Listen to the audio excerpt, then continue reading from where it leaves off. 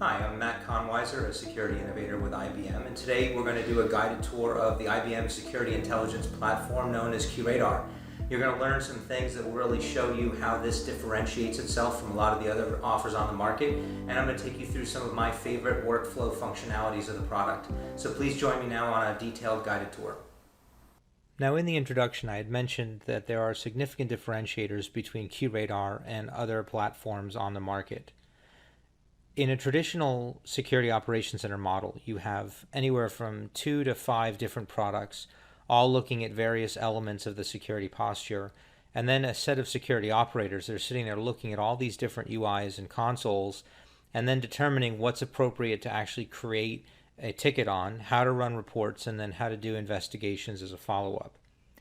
With the IBM Security Intelligence offer, all self-contained within the security intelligence platform, we have the ability to look at all of those different discrete data points, vulnerability data, configuration data, do packet collection, look at network analytics and receive native flow data, and collect logs and events. The system will then use its own compound rules and compound rule structure to correlate all of that different information together and create chains of what we call offenses. We then have the ability to take that offense data and do notifications, do workflow handoff to ticketing systems, run any number of different reports, as well as initiate automatic forensic investigation. And everything within this boundary on this screen is part of the basic QRadar security intelligence platform without all of the other IBM security offers included in the conversation.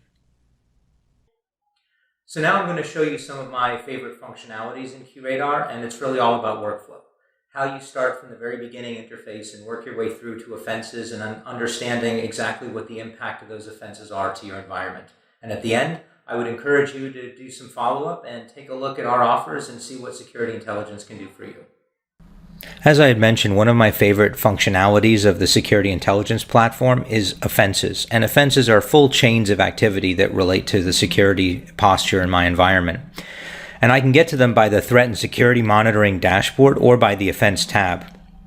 Now, from the dashboard, I have a very quick view of the things that are most concerning to me in the most severe offenses column, and I can see a fairly lengthy chain of activity in one offense. So by clicking on it, it takes me to the individual offense tab, where I can take specific actions like assigning it, emailing it, adding notes to it. I can view the network topology and see the end-to-end attack path for this offense. I can also see all of the raw events and flows that contribute to the creation of this offense, as well as when it started and the total duration or the ongoing time of it. And if I scroll down, I can also see all of the destinations targeting this particular offense, and I can see that 2 of the destinations of it have vulnerabilities. Now, by simply mousing over, I can get a pop-up that shows me what network it's on, the IP address, the MAC address, the host name if we have it, as well as the username currently logged into the system, and the number of offenses it's also involved in. By right-clicking, I can choose to look at where it sits in the network topology, do a number of different third-party integration hooks, or I can do vulnerability or forensics details.